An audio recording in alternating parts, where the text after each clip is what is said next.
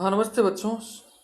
Smart learning YouTube channel में आप सभी बच्चों का स्वागत है। आज हम प्रयास गणित कार्य पुस्तिका कक्षा 4-5 कार्य पत्रक 94, 95, 96 और 1 करेंगे। इनके बाद में ओशियार आधारित आकलन जो कि पेज नंबर 118 पे है। तो चलिए स्टार्ट करते हैं। 94 नंबर कार्य पत्रक से 94 से स्टार्ट करते हैं। बच्चों देखो इसमें क्या है। 94 नंबर कार्य पत्रक में देखो भिन्न की समझ बना पाना।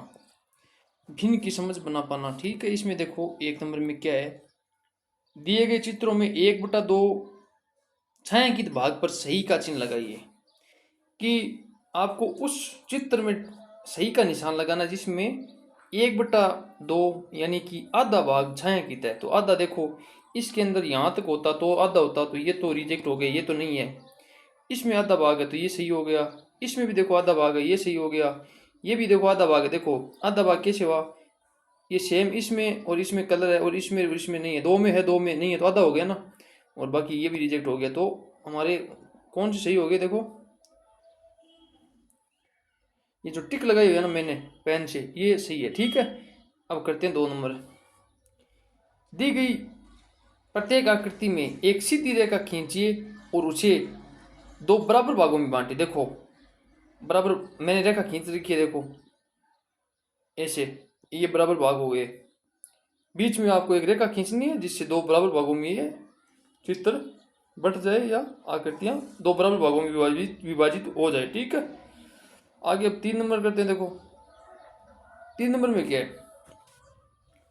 3 नंबर में देखो नीचे दिए गए चित्र व चित्र समूह में 1/4 भाग दर्शाने वाली आकृतियों पर सही का चिन्ह लगाइए।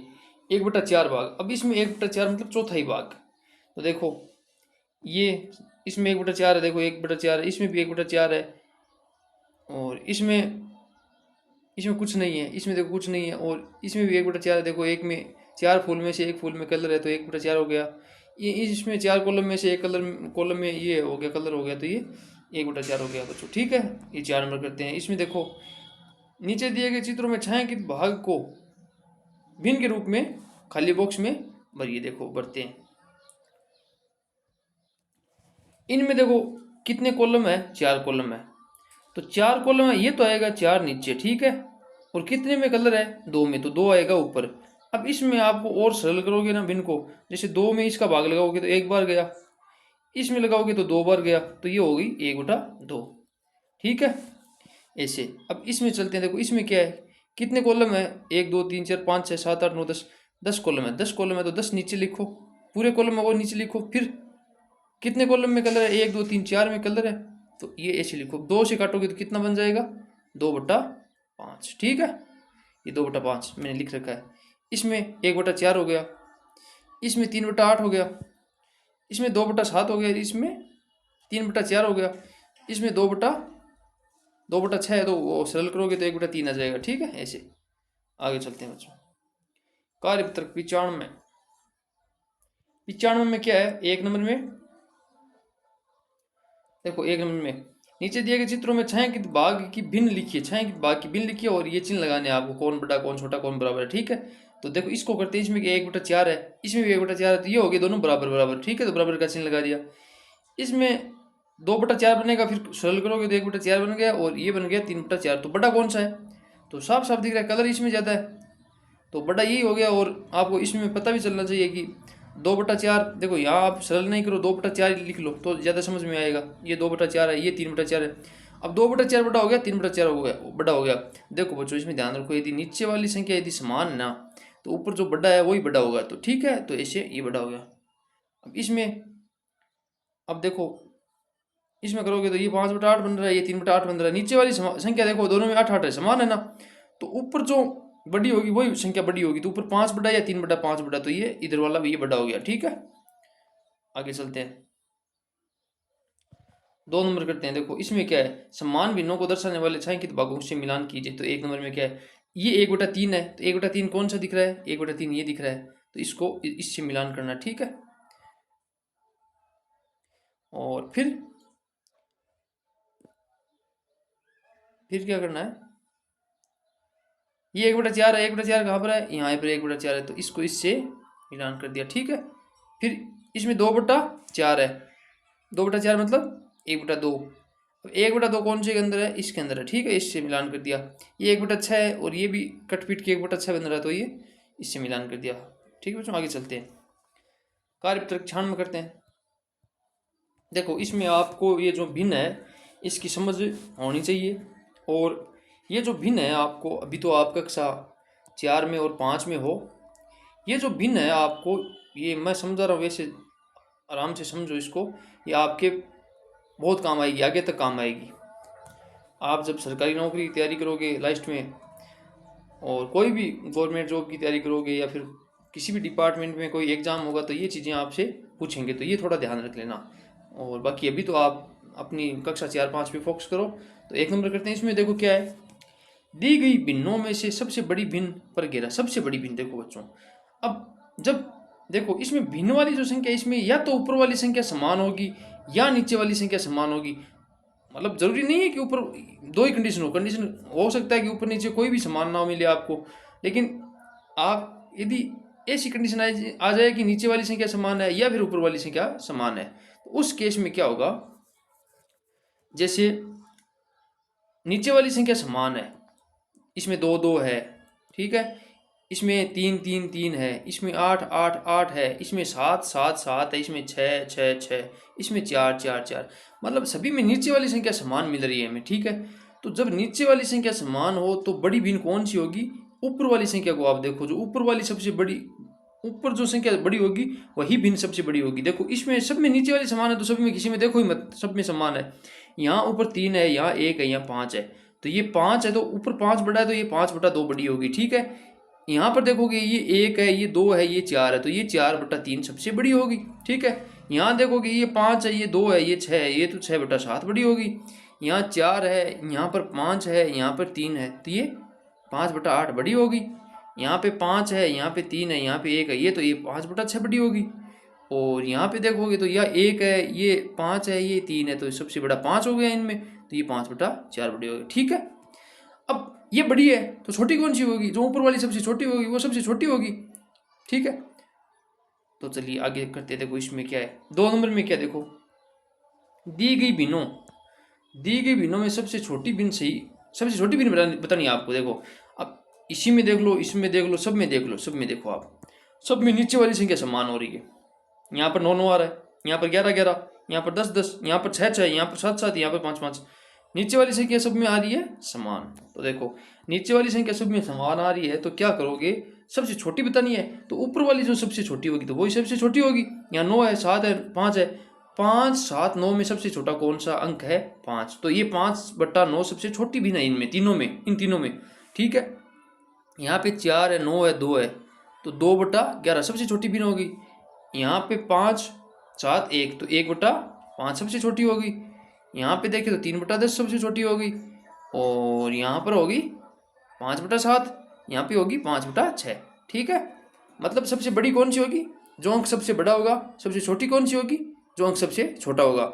और बस शर्त ये होनी चाहिए कि नीचे वाली संख्या समान होनी चाहिए, ठीक है। इसमें ऊपर वाली संख्या समान के लिए कोई आएगा तो बता दूंगा। ऊपर वाली संख्या यदि समान है तो उसका अलग फंडा है, ठीक है। तो अब 3 नंबर करते हैं। देखो 3 नंबर, यदि मैंने ये बताया है कि नीचे वाली संख्या समान हो तो बड़ा कौन सा छोटा कौन सा, जो बड़ा है वो बड़ा है, जो छोटा है वो छोटा है। यदि नीचे वाली संख्या समान है तो आप घटते क्रम में बढ़ते क्रम में लिख लो, कोई दिक्कत नहीं। देखो दी गई भिन्नों को घटते क्रम में लिखिए, घटते क्रम में लिखने का मतलब सबसे बड़ी पहले लिखो, ठीक है। तो इनमें सबसे बड़ी कौन सी है, नीचे वाली संख्या समान है तो सबसे बड़ी है वही बड़ी है, 4 सबसे बड़ा है, तो ये 4/5 सबसे घटते क्रम का मतलब सबसे बड़ा पहले। फिर ये तो हमने लिख दिया, फिर इन दो में सबसे बड़ा कौन है, ये 3/5, ये 3/5 बच गया कौन सा, 1/5, तो ये 1/5 हो गया, ठीक है। सेम इसी में सबसे बड़ा 6/7, फिर 4/7, फिर 3/7। अब इसमें क्या है, बढ़ते क्रम में लिखना है, तो बढ़ते क्रम में मतलब सबसे छोटा पहले और सबसे बड़ा वाला, इसमें बढ़ते क्रम मतलब एकदम उससे बड़ा, फिर उससे बड़ा, फिर उससे बड़ा। बढ़ते क्रम का मतलब ये होता है, छोटे क्रम का मतलब कि छोटा, फिर उससे छोटा, फिर उससे छोटा, ऐसे होता है। तो बढ़ते क्रम मतलब सबसे बड़ी संख्या बाद में आएगी, सबसे छोटी संख्या पहले आएगी, ठीक है। तो देखो एक नंबर में क्या है, बढ़ते क्रम में लिखना है ना, बढ़ते क्रम में सबसे छोटी कौन सी होगी, 1/5, क्योंकि 1 सबसे छोटा है, फिर होगी 3/5, फिर होगी 5/5, ठीक है। नीचे वाली संख्या समान होनी चाहिए। और ये 2 नंबर करते हैं, देखो इसमें क्या है, सबसे छोटा 1/4, फिर 2/4, फिर 3/4 ऐसे। तो बच्चों उम्मीद है आप अच्छे से समझे होंगे। होशियार आधारित आकलन करते हैं, पेज नंबर 118 पे है ये, होशियार आधारित आकलन करते हैं। चलिए बच्चों देखो 1 नंबर में क्या है, निम्न में कौन सा विकल्प सत्य है। तो कौन सा विकल्प सत्य है, देखो आप देखोगे कि ये 6234 है, ये 6300, और बड़े का चिन्ह इधर 6200 की तरफ कर रखा है, तो ये तो सही है नहीं। ऐसे होता तो सही हो जाता, ठीक है। इसको करते, इसमें देखो ये 3080 है, ये 3008 है, तो 3080 ज़्यादा हो गया ना, ऐसे होता तो सही हो जाता, लेकिन ये गलत हो गया। इसमें देखेंगे ये 4234 है, ये 4243 है, तो 43 बड़ा होता, लेकिन बड़े कर रखा 34 को, ऐसे होता तो सही हो जाता, लेकिन ये गलत है, ठीक है। इसमें देखो इसमें सही है, ये 1099, ये 1909 है, तो ये बड़ा हो गया, तो ये हमारा सही हो गया, ये हमारा सही है, ठीक है। देखो ये हमारा सही है। 2 नंबर करते हैं, इसमें देखो संख्या 8965 में अंक 9 व 6 का स्थानीय मान का अंतर क्या होगा। देखो अंतर क्या होगा, 9 का स्थानीय मान क्या है बच्चों स्थानीय मान आपको मैं थोड़ा सा बता देता हूँ कैसे निकालते हैं, ठीक है। देखो थोड़ा सा टाइम लगेगा, वीडियो लंबा होगा, लेकिन मैं चाहता हूँ वीडियो लंबा हो जाए लेकिन समझ में अच्छे से आना चाहिए, ठीक है। देखो ये संख्या देखो क्या है, 8, 9 और 6 और 5, 8965 जैसे ये संख्या, ये एक उदाहरण से आप समझिए कि ये कोई संख्या है। तो इसमें आपको 5 का स्थानीय मान पूछे, 6 का स्थानीय मान पूछे, 9 का स्थानीय मान पूछे और 8 का स्थानीय मान पूछे, तो कैसे करना है। देखो 5 मतलब इकाई के स्थान पर है, तो जैसे मतलब 1 नंबर पे है, पीछे से आप गिनोगे तो ये क्या 1 नंबर पे है, मतलब इसका स्थानीय मान होगा 5 गुणा 1 बराबर 5, ठीक है। अब ये 6 2 नंबर पे है, या फिर ऐसे समझो ये 1 नंबर मतलब इकाई पे है, इकाई पे मतलब 1, ये दाई का मतलब 10, सैकड़ा मतलब 100, हजार का मतलब 1000। अब ये 6 क्या है, दाई पे है, तो इसका स्थानीय मान होगा 6 दाई पे, मतलब दाई का मतलब 10 बराबर 60, ठीक है। अब ये 9 पे आते हैं, ये सैकड़ा पे है, तो इसका मान होगा 9 गुणा सैकड़ा मतलब 100 बराबर 900 होगा, ठीक है। ये है 8, ये है 1000 पे, इसका स्थानीय मान होगा 8 गुणा 1000 मतलब 8000, ठीक है। ऐसे होगा। अब इसको करते हैं, देखो अब इसको करते हैं, इसमें देखो 9 का स्थानीय मान, ये सैकड़ा की जगह, तो 9 का स्थानीय मान हो गया 900, और 60 का स्थानीय मान हो गया दाई पे तो 60। अब इसका अंतर मतलब माइनस करना, 900 में से 60 घटाए कितना बचा, 0 में से 0 गया 0, 0 में से 6 जाता नहीं, इधर से हासिल लेंगे तो इधर से हासिल लेंगे तो कितना बन गया 10, 10 में से 6 गया 4, इधर हासिल पहले से गई हुई है, तो 9 में 1 गया हुआ है मतलब घटाया हुआ है, तो क्या बचा 8, तो ये हो गया 840, तो ये हमारा उत्तर हो गया 840 सही, ठीक है। इनका अंतर हो गया स्थानीय मानों का 840। अब 3 नंबर करते हैं, इसमें देखो गुणा कीजिए, तो 45 गुणा 21, ये 45 को गुणा करना है 21 से, ठीक है। तो पहले 1 को गुणा करो, 1 पंजा पंजा 5 लिख दिया, फिर 1 चौक चौक 4 लिख दिया, फिर गुणा का चिन्ह लगाया यहाँ बीच में, फिर 2 से गुणा किया, 1 पंजा पंजा 2 पंजा 10, 10 का मतलब 0, फिर हासिल किया 1 याद रखना, ठीक है। फिर 1 चौक चौक 20 चौक 8, ठीक है, 8 और 1 9, तो अब भी इसको जोड़ दो, इधर 5 आ गया, इधर 4 आ गया, इधर 9 आ गया, ये 945 हो गया, तो ये हमारा सही हो गया, ठीक है। 4 नंबर करते हैं, देखो 75 को 9 से विभाजित करने पर क्या शेषफल होगा। अब 75 को 9 से विभाजित करो तो देख लो 75 में 9 का भाग देके 9 8 72 होता है, तो 72 लिख दिया, फिर 75 में से 72 गया कितना 3, तो शेषफल कितना बच गया 3 बच गया। आगे चलते हैं, 5 नंबर करते हैं। 5 नंबर में क्या है, 648 गुणा 0 का मान क्या होगा। बच्चों थोड़ा ध्यान रख लेना, आप 0 को किसी से भी गुणा करोगे हमेशा 0 आएगा, बस इतना ही ध्यान रखना आपको, ठीक है। अब इसमें देखो, इसमें करते हैं 6 नंबर में क्या है, अब 0 से तो गुणा करोगे तो 0 आएगा, और 1 का भाग लगाओगे किसी संख्या में तो वही संख्या आएगी। जैसे 75 भाग 1, मतलब आपको 75 में भाग देना है 1 का, ठीक है। तो 1 का भाग दोगे तो 7 एकम 7, तो 7 बार गया, ठीक है, यहाँ 7 लिखा, फिर घटाया 0, फिर ये 5 उतारा, फिर एक से एक का भाग दिया 5 में, तो 5 एकम 5, तो ये 5 ये आ गया 75। तो मतलब 75 में आप एक का भाग दोगे तो 75 ही आएगा। या फिर किसी भी संख्या में आप एक का भाग दोगे तो वही संख्या आएगी, क्योंकि एक का फाड़ा मतलब उतनी बार ही जाएगा। ठीक है, तो ये हमारा 75 ही सही उत्तर हो गया। ठीक है, ये करते हैं। देखो 7 नंबर, यदि एक पेंसिल का मूल्य 4 रुपये हो तो 1 दर्जन पेंसिल का मूल्य क्या होगा। 1 दर्जन में 12 वस्तुएं थे। ये भी आपको ध्यान रखने वाली बात है।